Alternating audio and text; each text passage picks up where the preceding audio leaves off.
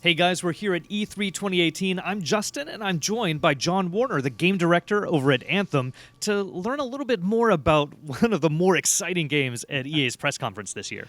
Great, thanks for having me. Yeah, so I mean, day to day, what do you kind of do on the game as game director? I know that can change with different companies and different positions. Yeah, absolutely. So it's kind of my responsibility to make sure that we stay on track, that we stay true to our vision, and that we're making the best possible game that we can. And Anthem is definitely a departure from some of the other things we've seen from BioWare. So that's, a really exciting new world to explore. What's it been like putting that together? It's been an amazing experience. I mean, creating new IP is one of the more challenging things that you can do in your career, but we have an amazing crew, and we've had plenty of time to work through it and develop it, and it's been a great experience. Yeah, whenever you have new IP, like I imagine there must be so many ideas that get tossed around. How is it that you guys landed on the world for Anthem and be like, no, this is the right one. This is the one we want to turn into a full game? It's actually a pretty interesting process where we start out thinking about the type of experience and the type of mechanics that we really want our players to experience.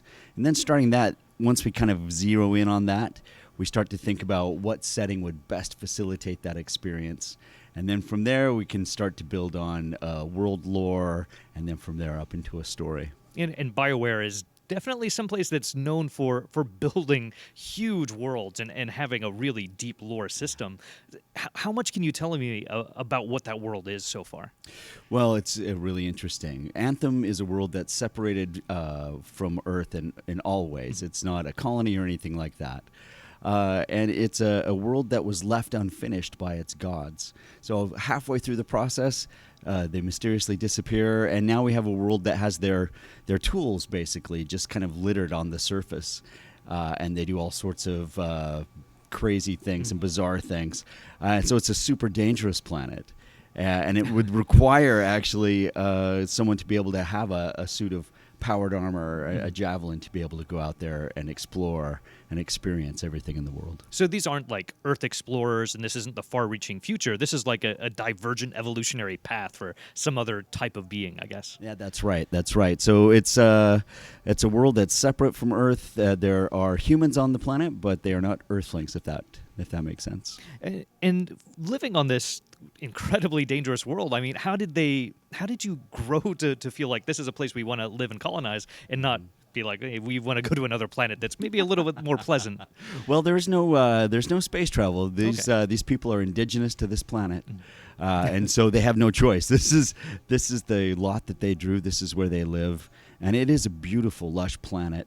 But it is super dangerous. And those dangers are, I think, one of the things that are going to expand the way that players experience the game and are going to make it different every time they go into it, is the way that I understand that, right? That's exactly right. It's a very living, dynamic world. So every time you go out, you will experience something different, whether it's because it's day or night or the weather's changed. But we have a living, breathing ecosystem, so you won't always run into the same creatures at the same spot every time. It'll be a little bit different. In traversing that world, you get to fly around, which is obviously a dream of mine, to eventually be able to put on a suit and just fly around everywhere. Absolutely. But I know that's a difficult thing to balance in any kind of open world game. How do you guys approach that freedom that a player has, while at the same time making sure that you're getting them to go to the places where you want them to go? Well, I think that's an interesting point. It really requires you to hold on loosely to those points, right? So we'll guide you. We'll put down a waypoint marker and say, yep, this is kind of the area where you want to go, but give the player the freedom to choose how they're going to get there. So what happens is you get a bunch of really interesting decision-making going on moment to moment as you decide in your Javelin, how am I going to get there? Am I flying? Am I running? Am I going to try underwater? It's really up to you, and it gives a real exhilarating feeling of freedom and empowerment. And the Javelins kind of seem like different classes in a way, but you're not locked into those once you're playing. You can kind of switch those in between missions, it sounds like. Yeah, that's right.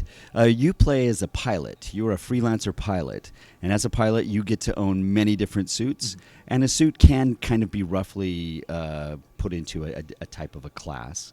And you can swap between them as you go and customize loadouts for very specific purposes or just to reflect your general play style.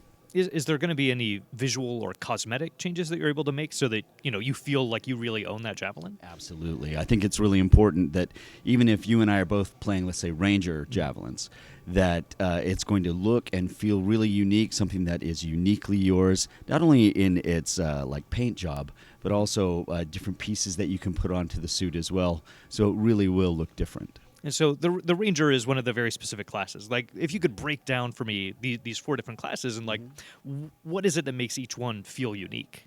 Right.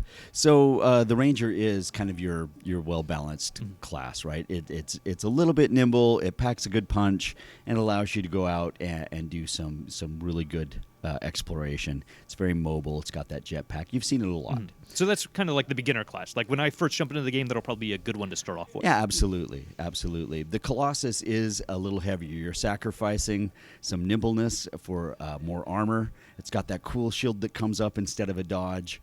So you're really there to draw fire and to protect your squad mates. But depending on how you load it out, it's up to you, right? You're not locked into a class of defender. You can go out and kind of approach that in the way that you want to approach it. The Storm is a much more mystical suit. You can think of the power source in these suits as you can either use it to power gadgets and devices, or you can use it to project power externally. So you notice on the Storm suit, it's got these cool seals on one arm, and that allows it to project elemental power and gives it these great attacks, and it is tapping into that more mysterious power of the world. Is that still something that you're grounding in a science, or do you want it to feel very mystical and mysterious? Well, you want it to feel mysterious. This is the cool thing about a science fantasy property. We don't have to explain all of the technology that goes behind it. You can kind of give the general sense, hey, these are these Javelin suits. They run on this cool power source, and there you go.